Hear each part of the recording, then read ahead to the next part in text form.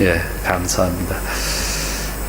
지난주에 사무엘상을 우리가 살폈는데 오늘 사무엘하로 또 이어집니다. 사실 사무엘상하는 한 권으로 되어 있다고 그랬습니다. 사무엘서. 그래서 사무엘서는 이 처음에 사무엘에 대한 등장 배경 얘기가 나오다가 그리고 이제 사울의 얘기가 나오죠. 사울의 얘기가 사무엘상 31장에서 끝나버립니다. 그리고 이제 중간에 사무엘상 중간 16장서부터 다윗이 등장하는데 그 다윗이 사무엘하 24장까지 쭉 끌고 가죠. 이 사무엘서에서 우리가 특히 잘 알아야 할 것이 뭐냐 하는 것은 바로 이제 이 다윗 언약에 있습니다. 이 다윗 언약은 축복하시는 하나님의 그 모습을 우리에게 전적으로 드러내셔 주시는 거예요. 그러니까 우리 하나님은 계속해서 우리를 축복해 주시기를 원하신다 하는 거죠. 그런데 우리가 그 축복을 온전히 받을 수 있는 그릇이 준비가 안 되는 게 문제인 거예요. 우리가 그 그릇을 어떻게 준비해야 되느냐, 이것을 이제 사무엘하가 설명해 줍니다. 우리가 간략하게 사무엘하의 구조를 살펴보면 세 단계로, 세 단락으로 나눌 수가 있는데 별약의 1장서부터 10장까지는 다윗의 흥왕기다 이렇게 나옵니다. 다윗이 정치적으로 그리고 군사적으로 완전한 승리를 이루는 장입니다. 그 내용이 1장부터 10장까지 서술되어져 있죠. 그리고 11장부터 20장까지가 두 번째 단락인데 이때는 이 다윗의 침체기다 이렇게 얘기합니다. 다윗이 왜 침체되었느냐 하는 내용, 그것은 11장에서부터 시작되는데요. 암논과 전쟁을 하는데 이 전쟁터에 나가야 될 왕이 이제 뭔가 자신감이 없고 그 부하들이 다 할 수 있다 하니까 좀 서원해지는 거예요. 그런 모든 일들에서 좀 소홀해진다 이거죠. 그러면서 한눈을 팔게 되고 거기서 밧세바와 관계를 가짐을 통해서 죄를 짓죠. 근데 그 죄가 살인죄까지 계속 이어집니다. 그럴 때에 이제 영적으로 완전히 침체되어져 있는 다윗을 보는데 그때 이제 다윗이 하나님 앞에 회개를 합니다. 바로 회개를 하고 다시 하나님으로부터 회복을 얻는데요. 회복을 얻는 그 과정 속에서도 그게 쉽지가 않습니다. 그냥 가만히 있으면 회복되는 게 아니라 그 다윗의 잘못으로 인해서 그 다음에 배반과 반역과 쫓겨다님과 이런 여러 가지 과정을 겪습니다. 그러면서 아들을 잃어버리는 과정, 여기까지 나가죠. 얼마나 힘든 삶을 살았는지 몰라요. 그러고 이제 21장부터 24장까지가 마지막 결론 부분인데 이걸 이제 부록이라고 그럽니다. 왜 그러느냐? 사무엘서가 앞에서부터 사무엘하 20장까지를 연대기적 서술을 합니다. 그러니까 시간표에 의해서 서술이 되어졌는데 21장부터 24장까지는 신명기적 사관을 가지고 신명기적 서술을 합니다. 다시 말해서 신명기에서 뭘 얘기하느냐? 순종과 불순종, 순종이었을 때 오는 축복과 불순종이었을 때 오는 심판, 이 내용을 연대기가 아닌 그냥 그 사건을 가지고 행하죠. 그러면서 이제 그 마지막 24장에서 다윗이 큰 잘못을 한번 저지르는 그게 뭐냐면 인구조사를 하는 거예요. 인구조사. 이 인구조사는 왜 했느냐? 지금 우리가 지금 몇 명이죠? 그러면서 이제 인구조사를 한단 말이에요. 우리가 아직 20명밖에 안 돼, 30명밖에 안 돼 이럴 때는 우리가 좀 더 뭔가 열심히 해야죠. 우리가 좀 부족하죠. 이렇게 겸손해지는데 딱 보니까는 이거 5천 명, 5만 명. 그 당시에 인구 조사를 하니까 이스라엘이 50만 명의 대군이 딱 되는 거예요. 그거 여자 빠지고 아이들 빠지고 완전히 싸움에 나갈 수 있는 장정들만. 그러면서 다윗이 교만해진다는 거죠. 이 정도면 뭐 하고 교만해지는 그 순간이 되는 거예요. 하나님을 의지하지 않고 우리의 병력을, 군사력을, 우리의 경제력을 이제 더 신뢰하게 되는 거예요. 그것 때문에 하나님께서 이스라엘을 칩니다.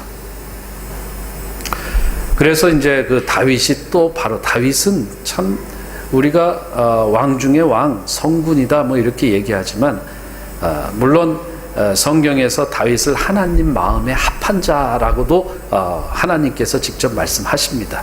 그럼에도 불구하고 다윗도 연약한 존재라는 사실이 그도 여러 번의 죄를 하나님 앞에 집니다. 그 마지막에 그 죄에 거기에서 이스라엘까지 그 지도자로 인하여서 이스라엘까지도 그 역병에 걸려서 이제 고생을 하고 죽고 그렇잖아요. 그럴 때 이제 다윗은 어쨌든 하나님 앞에 바로바로 회개를 합니다. 그래서 하나님께서 방법을 가르쳐 주죠. 그 방법이 뭐냐? 24장에서 아리운 그 타작마당에서 그 번제 예배를 드려라. 그러니까 그 예배를 통해서 모든 질병, 그 백성들을 죽게 한 질병까지 다 회복되어지고 고침받고, 그리고 다윗 이후에 또 솔로몬의 새로운 왕국이 더 부흥되게 하는 그 마지막에 그런 그 장면을 보여줌으로 인해서 미래가 불투명하고 절망적이고 그렇지 않고 이스라엘의 미래가 오히려 그 예배를 통해서 그 회복을 통해서 더 밝아진다 하는 것을 보여주면서 사무엘 하가 끝이 납니다. 그리고 이제 열왕기로 들어가면서 다윗이 죽으면서 솔로몬이 등극하는 그 내용에서부터 새롭게 시작되죠. 자, 여기에서 우리가 살펴봐야 할 것은 다윗의 언약이다 하는 거예요. 다윗의 언약. 사람을 평가하는 그 관점이 세 단계로 나눌 수 있어요. 사람을 보면은 이 사람은 인품이 좋다, 나쁘다. 이 사람은 성격이 좋다, 나쁘다로 평가를 합니다. 자, 그런데 그 인격이 좋다, 나쁘다가 한 공동체, 더 크게는 이 나라와 민족에게 어떤 영향력을 미쳤느냐예요. 좋은 성품을 우리 김순희 집사님이 갖고 계시는데 그 성품이 대한민국에 어떻게 영향을 끼쳤느냐. 그 영향을 끼치지 않았다. 그러면 거기서 1단계 끝나는 거예요. 그냥 그 사람은 성품 좋은 사람으로서 인생이 끝나버렸다. 이렇게 얘기하는 거예요. 그 이제 우리가 두 번째 단계로 넘어가야 될 게 뭐냐. 인품 좋은 것 같고 공동체, 민족, 나라를 위해서 어떻게 쓰였느냐 하는 게 이게 두 번째 단계에서 보는 평가예요. 물론 거꾸로 하면은 성품 나쁜 사람이 또 이 나라, 이 민족, 더 나아가서 이 지구라는 이 공동체에 어떤 영향력을 끼쳤느냐 하는 것도 생각해 보아야죠. 그런데 이제 세 번째 단계가 있어요. 한 공동체에 어떤 영향을 끼쳤느냐 보다 더 위에서 평가되어지는 관점인데요. 이건 뭐냐? 하나님과 어떠한 인격적 관계를 가지고 어떤 영동적 관계를 가지고 그 삶을 만들어냈느냐 하는 거예요. 쉽게 말해서 우리가 이렇게 생각하면 됩니다. 나만을 위해서 살아온 인생이냐, 또는 나라와 민족 공동체를 위해서 살아온 인생이냐, 더 나아가서는 하나님의 세계, 온 세상을 위해서 내가 살아왔느냐. 이 세 가지로 우리가 사람을 평가하는 거예요. 아무리 좋은 인품과 성품을 가지고 살았어도 자기만을 위하여 살아간 사람은 그렇게 좋은 평가를 받지 않습니다. 그나마 좋은 성품, 좋은 지식, 좋은 것들을 가지고 나라와 민족을 위해서 쓰임받은 사람들은 우리가 위인이라고 이렇게 부릅니다. 위인. 그런 사람들은 어느 단계에 높이 평가를 받죠. 그런데 하나님 나라를 위해서 쓰임받은 사람들, 이런 사람들을 뭐라고 불러요? 성인이라고 불러주잖아요. 성인들. 그래서 여기 우리 스페인의 성당들에 가면은 이 성인들의 그 모습들을 많이 보여질 수 있죠. 이 사람들은 누구를 위해서 살았느냐? 하나님을 위하여 살았다. 이게 하나님과 관계를 갖고 살았다. 자, 이 세 가지 단계를 다 뛰어넘은 사람, 그 사람이 누구냐? 바로 이 다윗이라는 거예요. 다윗은 좋은 성품을 가진 사람 중에 한 사람이었고, 그는 나라를 위해서 쓰임받은 한 사람이었고, 더 나아가서 하나님을 위하여 쓰임받은 인생이었다. 이러한 인생을 만나기가 쉽지 않습니다. 이렇게 살아가기란 결코 그렇게 쉽지가 않아요. 다윗도 사실은 그러한 세 단계로 올라가면서까지 평가를 받은 인간 중에서는 그래도 완벽한 사람으로 평가를 받지만서도 그도 많은 허물을 갖고 있었다라는 거예요. 그 안에도 연약함이 있었다라는 거죠. 그래서 마음이 하나님과 합했다고 그래놓고도 하나님과 합하지 않은 엉뚱한 짓들을 몇 번 했다 이거죠. 그럼에도 불구하고 우리가 평가할 때 다윗은 1차, 2차, 3차의 단계를 뛰어넘는 성인과 같은 그러한 사람이었다라는 사실입니다. 자, 이 성인과 같은 사람의 삶을 뭐로 우리가 증명받느냐면 이 다윗 언약이라는 거예요. 이 다윗의 축복. 이것을 언약이라고 하는 것은요, 우리가 쉽게 그냥 생각하면은 그냥 일반적 약속 이렇게 생각하는데, 물론 일반적인 약속의 의미도 들어 있습니다. 그러나 우리가 신학적으로 이걸 전적으로 이 성경에서 이 언약이라는 것, 하나님의 언약이라는 것을 잘 이걸 파악을 해야 되는데, 그 파악은 그 상황을 옳게 해석해 내면서 얻어지는 그 언약의 의미를 바로 파악해야 되는 거예요. 하나님은 이 창세기에서부터 시작해서 계속 언약을 하십니다. 이러한 언약 가운데서 우리가 일반적 약속의 의미를 갖고 이 언약을 생각해낼 수 있는데, 두 번째는 하나님의 선물로서의 언약을 생각해낼 수 있어요. 이게 뭐냐? 창세기 9장에 나오는 노아에 대한 이 무지개 언약을 해줬을 때, 이것은 하나의 선물이에요. 또한 비느하스가 이 광야에서 이 가늠하는 많은 그 무리들을 죽여버리고 났을 때 하나님께서 얘가 참 내 마음에 드는 아주 그 기특한 행위를 했다, 믿음의 행위를 했다 해서 하나님께서 선물로 그 비느하스에게 너의 가문에서 영원한 제사장의 그 역할, 그 담당을 할 수 있도록 축복해 주시는데, 그러한 것이 하나의 선물적 언약의 표지요. 그리고 이제 신명기에 넘어오면서 또 시내 산에서 주셨던 이 계명, 모압에서 주셨던 계명, 이 언약은 바로 이제 어떠한 법적인 언약이에요. 법률로서, 규례로서의 언약이에요. 너희가 이렇게 할 때 복을 얻고 이렇게 하면 너희들에게 저주가 생긴다라는, 이게 법적으로 그렇게 하는 거예요. 그래서 그걸 이제 또 그런 의미의 언약이 있고, 마지막에는 이제 커버넌트라고 하는데요. 이 언약은 하나의 관계적 언약이다. 너와 내가 관계를 가졌어. 무슨 관계? 부부 관계, 또 부모와 자녀의 관계, 이러한 관계를 가졌어요. 그래서 그 관계에 의해서 너에게 축복해 준다라는 거죠.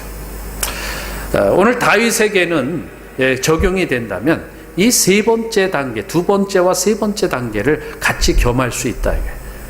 그게 왜 그러느냐?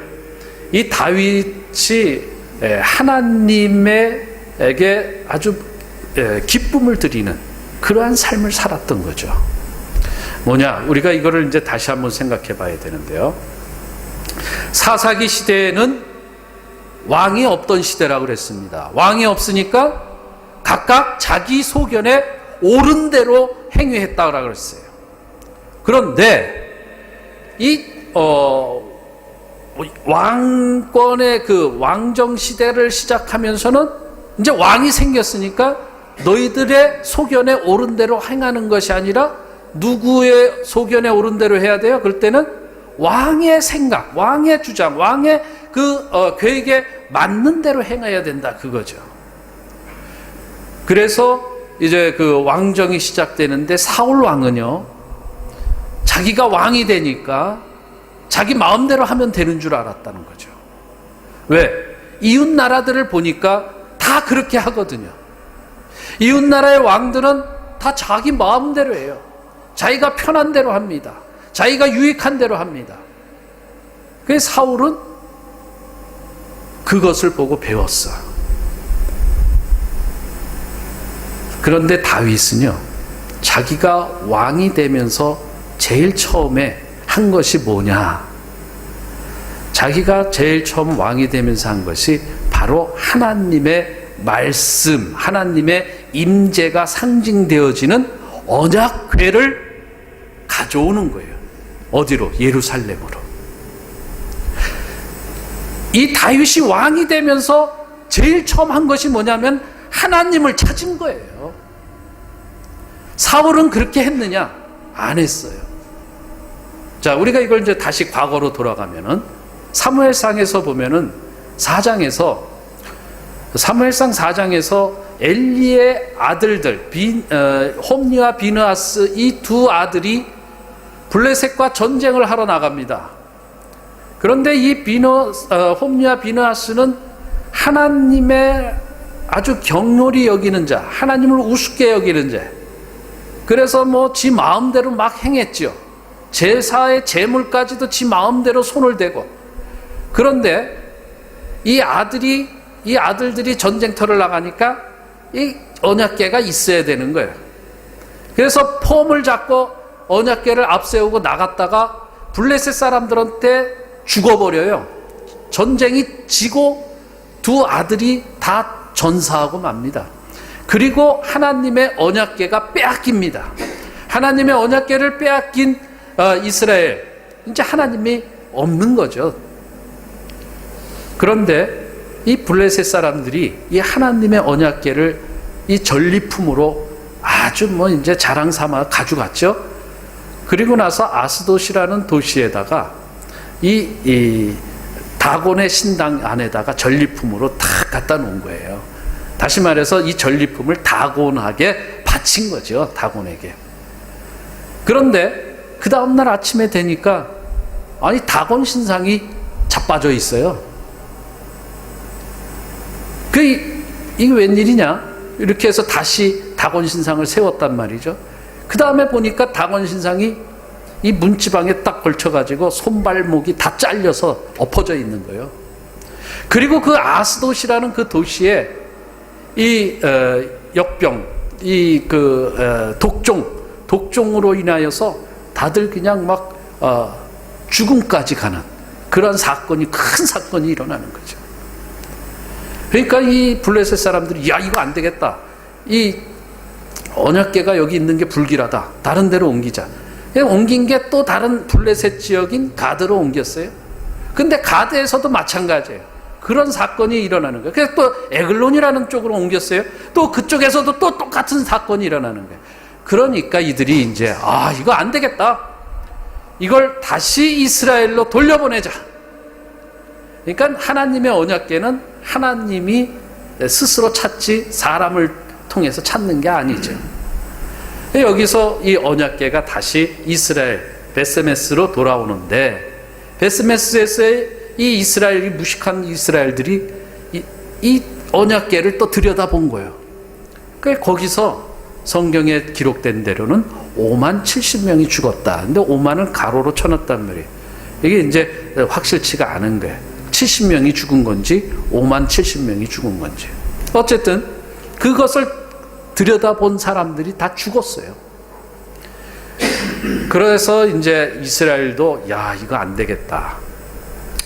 이게 이제 언약궤는 언약궤인데 우리가 이걸 함부로 이렇게 대해서는 안 된다 해서 산속 깊은데, 아무나 막 가서 볼 수 없는 산속 깊은 아비나답의 집에다가 거기다가 갖다 놨습니다. 그러니까 아비나답의 집에 20년 이상은 있는 거죠. 성경엔 20년이라고 그러는데 어쨌든 아비나답 집에 20년 동안 이 언약궤가 있었어요. 산속에 있었어요. 사울은 그거 찾을 생각 못 하는 거예요. 사울은 그냥 그저 보고 배운 게 이웃 나라들은 어떻게 했나 이거 보고 자기 마음대로. 그래서 하나님 앞에서 처음에는 겸손으로 시작했다가 나중에는 교만으로 끝나버리죠. 결국 그 교만으로 끝나버린 사울은 어떻게 됐어요? 죽었잖아요. 전쟁에서 패하고 아들까지 잃고 죽었잖아요. 그런데 이 다윗은 왕이 되면서 그 하나님의 언약궤를 찾은 거예요. 수소문해 보니까 산속 아비나답의 집에 이게 있다 이거예요. 그래서 신나서 그거 바로 예루살렘으로 가져와라. 그랬더니 이 사람들이 어떻게 했느냐, 이걸 가져오는데 마차에다가, 좀 이제 시대가 20여 년 지났으니까 이제 사람들이 들고 다니는 것은 원시 시대고, 이제는 폼나는 이 벤츠 같은 마차에다가 실어서 하나님을 옮겨드려야 되겠다, 이런 생각을 가졌던 것 같아요. 어쨌든 그래서 그들이 그것을 옮기는 과정에서 마차의 말이 한번 펄쩍 그 소가 펄쩍 뛰니까 이게 흔들렸단 말이에요. 그러니까 흔들림과 동시에 그것을 쫓아가던 그 아비나답의 아들 중에 에웃이라는 자가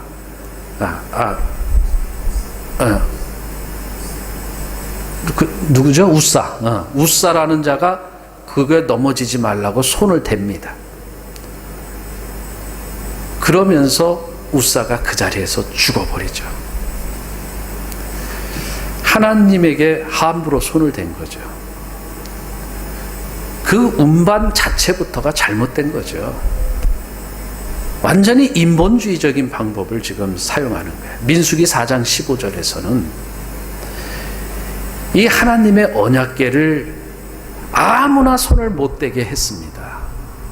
특별히 이러한 모든 것은 레위인 고핫 자손에게 맡기라고 그랬죠. 그것도 고핫 자손이 어깨에다 매는 거예요. 이게 하나님의 방법이에요. 시대가 흘렀어도 하나님의 방법은 지켜져요. 그 방법이 왜요? 하나님에 대한 이 경외함이 경외.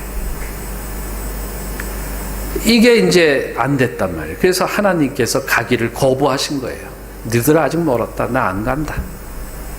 다윗이 이제 거기서 우사가 죽어버리니까 다들 겁먹어가지고 오벳 에돔의 집에다가 이거를 갖다 놓습니다.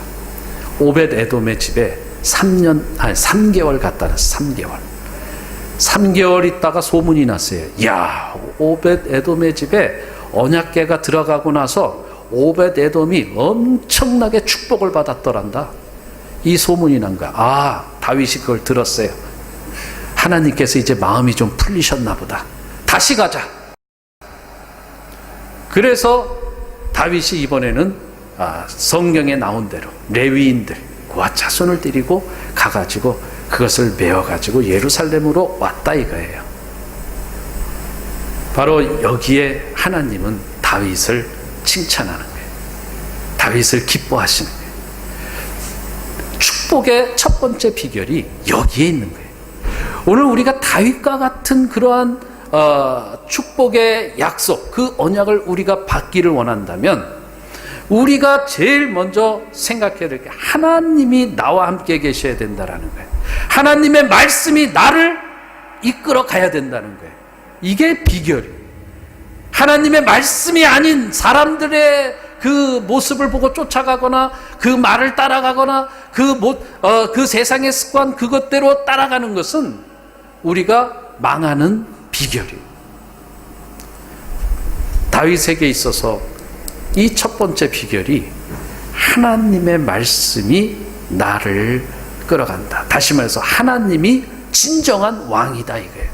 나는 단지 이스라엘의 명목상의 왕이고 진짜 왕은 하나님이다. 나는 하나님의 말씀을 듣고 그것을 행할 뿐이다. 대리자로서의 왕, 진정한 왕, 이걸 구분을 한 게 다윗이라는 거죠. 사울은 그게 없었잖아요. 우리가 우리의 왕이 누구냐, 나는 누구의 말을 따라야 하느냐, 이거를 정확하게 해야 된다. 두 번째 비결은 뭐냐? 5절 한번 보겠습니다. 5절 7장 사무엘하 7장 5절 5절 같이 한번 읽어볼까요? 시작. 가서 내 종 다윗에게 말하기를 네가 나를 위하여 내가 살 집을 건축하겠느냐. 다윗이 예루살렘에 딱 와보니까 이제 언약궤까지 왔고, 그런데 하나님이 계실 전이 필요한 거예요. 그래서 내가 하나님의 집을 져야 된다. 이게 이제 된 거죠.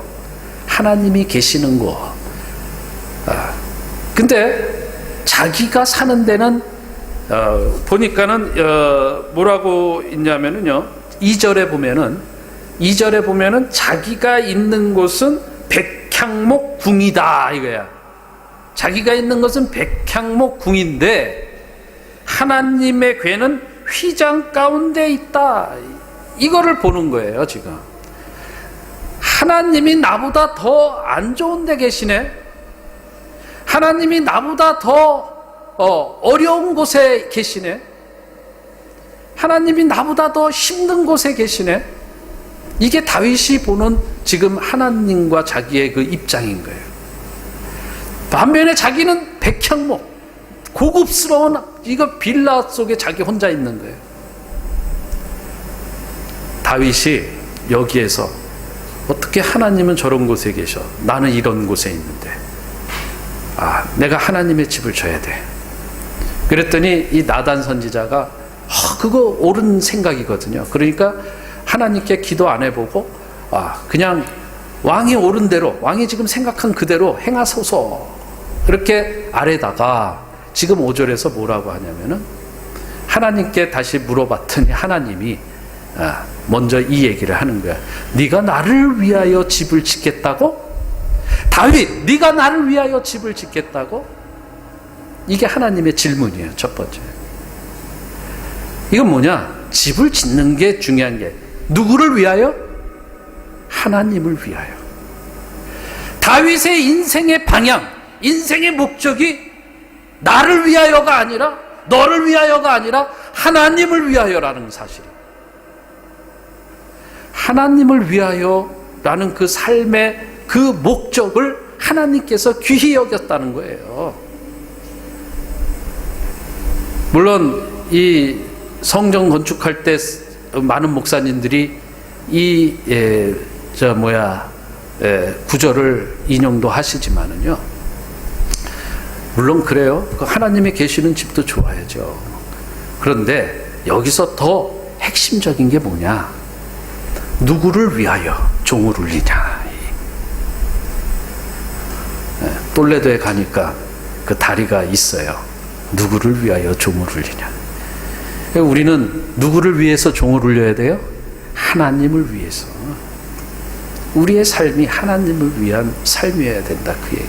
자, 그랬더니 하나님께서 뭐라고 다윗에게 약속해 주시는지 한번 확인해 볼게요. 11절 한번 봅니다. 11절 같이 한번 읽어보겠습니다. 시작. 전에 내가 사사에게 명령하여 내 백성 이스라엘을 다스리던 때와 같이 아니하게 하고 너를 모든 원수에게서 벗어나 편히 쉬게 하리라.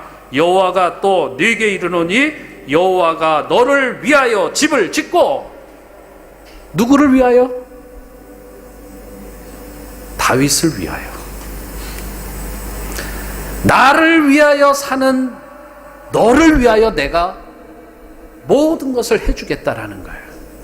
여기서 하나님이 집을 짓는다는 것은 그의 가문, 그의 모든 가계를 다 축복해 주시겠다라는 얘기예요. 그래서 결국 이 다윗의 가문에서 예수 그리스도가 탄생하는 그 영광을 갖게 하는 거죠. 여러분, 우리가 누구를 위하여 살아갈 때에 하나님이 축복해 주시느냐? 바로 내 옆에 사람을 위해서 사는 게 아니고, 나라를 위해서 사는 게 아니고 하나님을 위하여 살아가야 하나님께서 그 인생을 축복해 주신다 하는 거예요.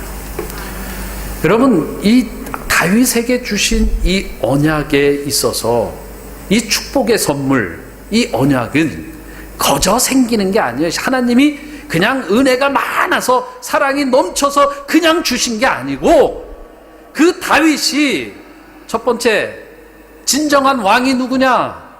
여기에 있어서 하나님이 나의 왕입니다, 이걸 삶으로 직접 보여냈기 때문에 하나님이 그 축복의 언약, 그 선물을 주신 것이고, 두 번째, 내 삶이 누구를 위하여 사느냐, 이것에 대해서 분명하게 나는 하나님을 위하여 집을 짓겠다라는 그 삶을 살았기 때문에, 그 마음이 있기 때문에 하나님이 다윗을 위하여 내가 집을 지어주겠다, 다윗의 인생을 내가 책임져 주겠다.